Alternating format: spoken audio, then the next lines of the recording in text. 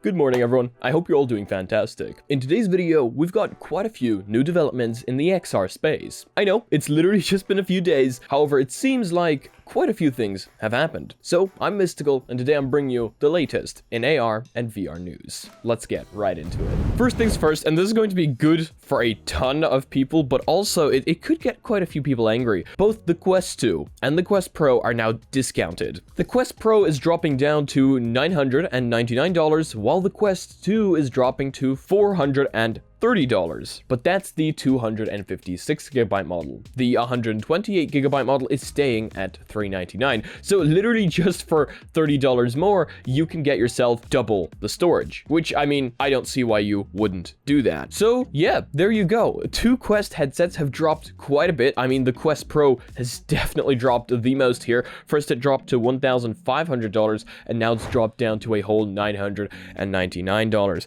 And of course, I bought it full price. So I can see why people would be angry here, as if you bought the devices full price and just a few days later it has bumped down by like $500. Yeah, I would be quite angry. However, I bought this thing like 2 months ago, so I guess I'm not allowed to be angry. Either way, hopefully this is going to get more people into the VR and AR space, as this headset also does pretty okay augmented reality. Even though the camera qualities are quite bad, the augmented reality itself is actually quite fun. Now, this brings us directly into our next piece of news. Why on earth would they drop the price? Well, of the Quest Pro, I assume because it wasn't getting the amount of sales that they wanted. But with the Quest 2, it's probably because they're actually planning to continue selling the Quest 2 alongside the Quest 3. As we talked about in our previous video, the Quest 3 is going to probably be a $500 device. It's going to be more enthusiast level. They're trying to get as many features and specs into it as possible to get people excited. And they're going to want to show us that that price is worth it. However, they're going to continue selling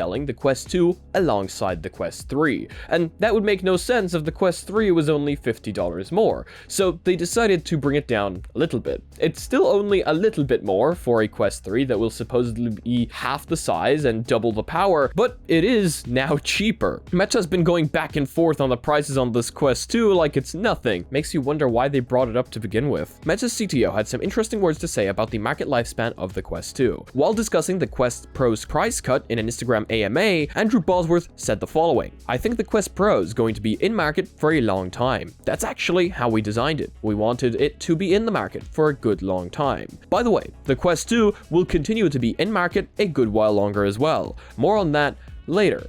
So this pretty much confirms the fact that they're not exactly planning to discontinue the headset this year when they release the Quest 3, which, in case again you haven't seen previous video, it's right up here. I guess if you bought the Quest 2, you don't need to be worried about it dying anytime soon. You don't need to be worried about losing support, as the headset will still be on store shelves, so that means they still need to support it. Talking about the Quest Pro and its features, one of the features of this headset is eye tracking. However, not a ton of titles actually support that. But now VRChat will apparently be adding native eye tracking support, including on the Quest Pro. This includes both PC via the OSC protocol and the Quest Store app on the Pro headset, which Meta just announced to be cut down to $1,000. Yes, they did. The developers released a preview video running standalone on the Quest Pro. VRChat also added support for controller-free hand tracking not so long ago. It was first in beta and then they released it to everyone, and that is actually working really, really well, giving Questies the ability to have full finger tracking without the need for index controllers, which is really, really cool. And one of my biggest gripes with this headset is the fact that not a ton of games actually support the eye tracking, but it's there. And the only thing it's being used for right now is to help me guide my IPD adjustment, and sometimes when I jump into Horizon, just to show people that the eye tracking is actually there. But other than that, I haven't actually found too many titles that support it. With VRChat being able to support it, that is going to be absolutely amazing, as I think eye tracking will really strive in something like social apps. So that is going to be really, really cool, especially the ability to have it standalone. Now with the ability to have standalone full body tracking using something like Slime VR via the OSC protocol, standalone eye tracking. I think VRChat is getting a really big standalone boost here. Now let's move on to some interesting technologies. The third generation of smart Ray-Bans will reportedly be getting a hood and a neural wristband. We've talked about neural wristbands on this channel quite a bit before, as I think they are a really cool piece of tech. Essentially, what these armbands do is they measure the muscle response or electrical activity in response to a nerve stimulation of a muscle. So when you move your muscles around, when you move your fingers around, these EMG wristbands, if they're calibrated well enough, can even recognize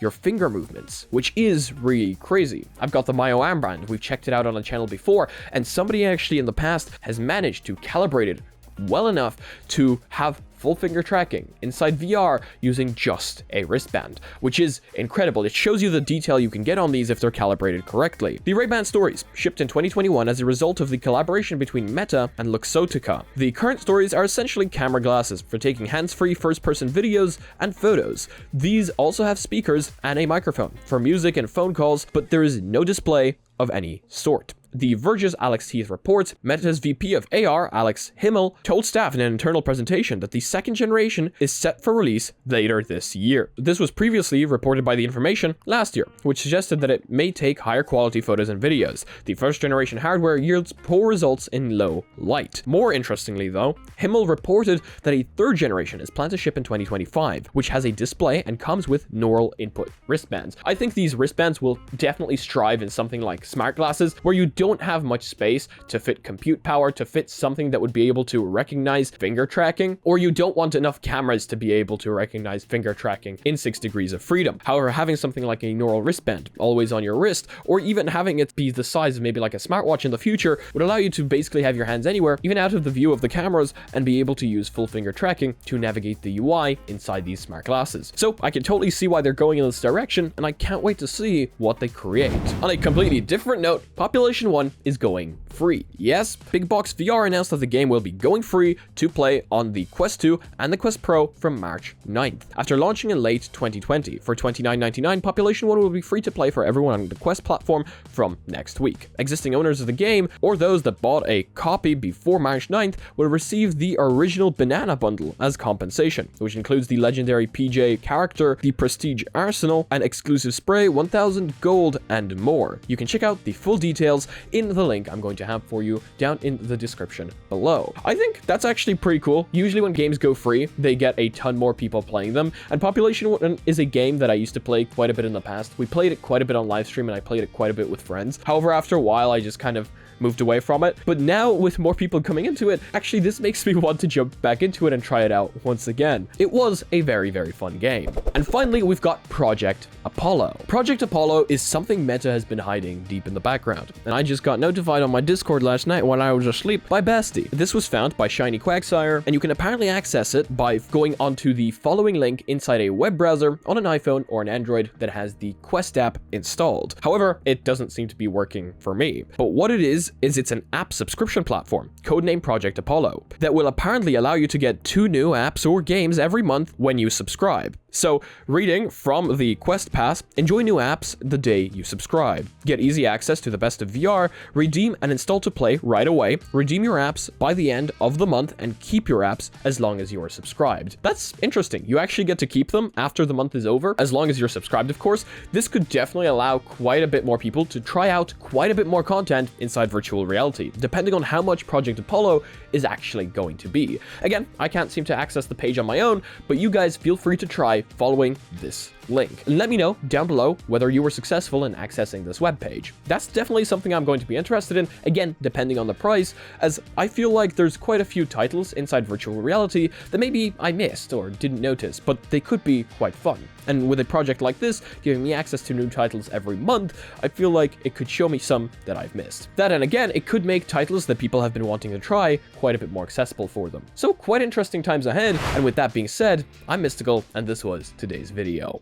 If you guys liked it, please do leave a like. If you disliked it, I guess this button works too, but let me know why down below. If you guys are not yet part of our community, check out our Discord and check out our Reddit down below. I want to see you posting your spicy memes on there, and thank you so much to the Patrons supporting this channel. You guys help me out a ton, paying my bills, paying my subscriptions, and helping me make these videos better. And as usual, if you guys want to be notified of future content coming up on the channel, then make sure to smack that subscribe button with your forehead, ding my bell, and see you again in the next video.